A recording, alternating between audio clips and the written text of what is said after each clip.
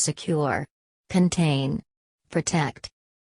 Item number: SCP-784. Object Class: Euclid. Special Containment Procedures: SCP-784 has been disguised as a gated community and is currently surrounded by a 3.5 meter high, 0.8 meter thick concrete wall to deter intrusion. The top of the wall is lined with electrified steel cable, and the gate is to be locked. Any non-Foundation personnel attempting to enter SCP-784 are not to be interfered with, due to the possibility of provoking a violent reaction from the occupants of SCP-784. Non-Foundation personnel exiting SCP-784 are to be detained, questioned, and released following administration of a Class B amnestic. Foundation personnel entering SCP-784 are to be dressed in traditional Christmas wear prior to entering SCP-784. The area composing SCP-784 is to be monitored remotely by a Foundation-controlled weather balloon. In the event that personnel are required to enter SCP-784, all involved personnel must have memorized the entire contents of the Beginner's Guide to Christmas Carols. They are to be checked for precision prior to entering SCP-784. Due to SCP-784 proximity to suburban housing developments, as well as the ramifications of provoking SCP-784 to 1, patrols within SCP-784 are to be unarmed except during a null event. In the case of an unexpected null event, members of SCP-784-1 are to be restrained as non-violently as possible while Foundation personnel prepare Procedure 784-C. Description: SCP-784 is a neighborhood in the town of Texas. Currently, SCP-784 is made up of 24 houses and 2 apartment buildings, all of which are decorated with brand Christmas lights at a density of approximately 15 lights per square meter of housing. SCP-784 will always be covered by between 12 and 33 centimeters of snow, though no unseasonable weather will occur above SCP-784. All houses within SCP-784 are occupied by a variable number of instances of SCP-784-1.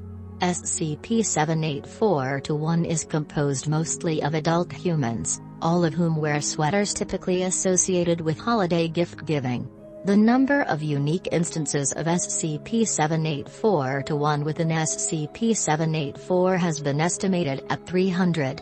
Instances of SCP-784-1 have not been observed engaging in reproductive activity, and no instances of SCP-784-1 have ever observably been born within SCP-784.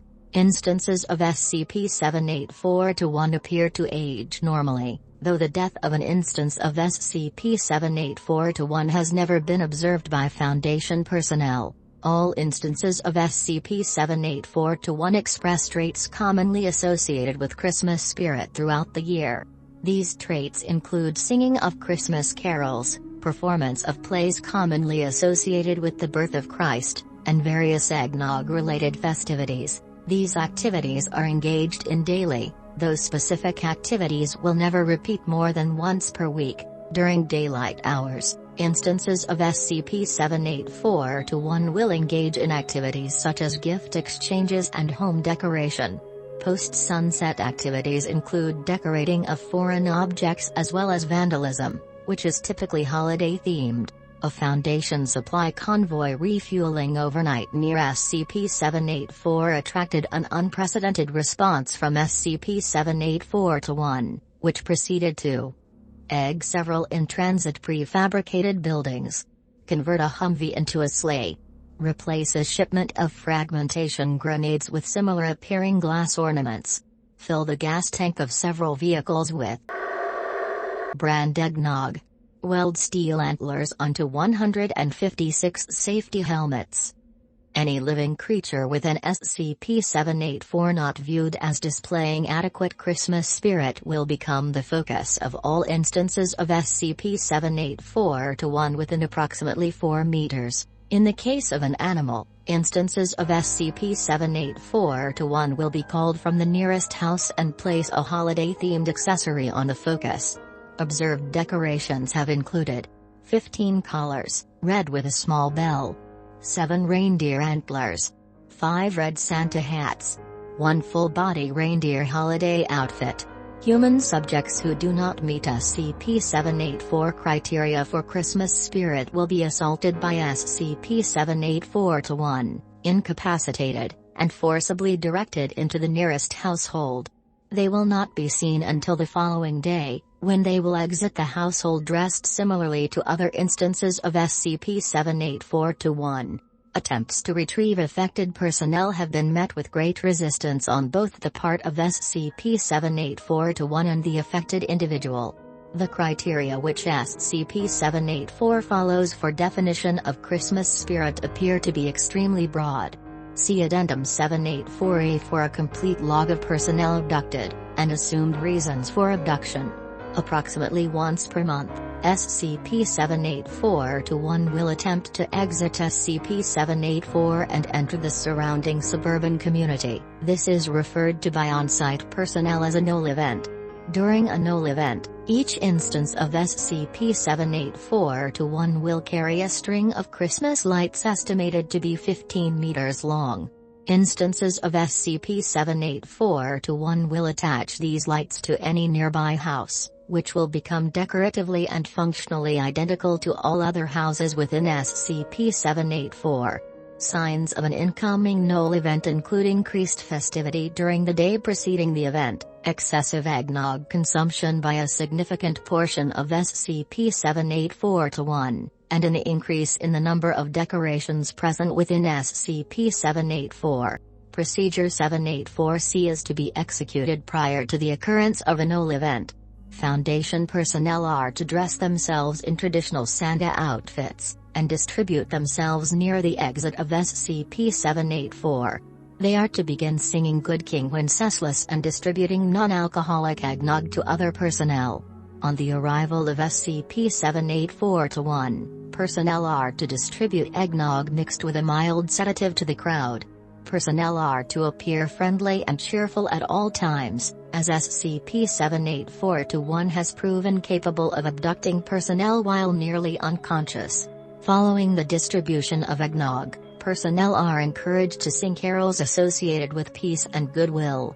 Silent Night has proven most effective. Instances of SCP-784-1 will begin to sing along, and personnel are to accept their choice of song.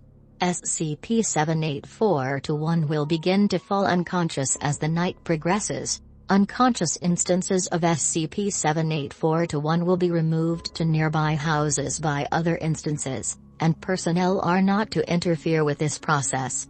Any interference with the actions of SCP-784-1 may trigger a violent response, and will wake all instances of SCP-784-1.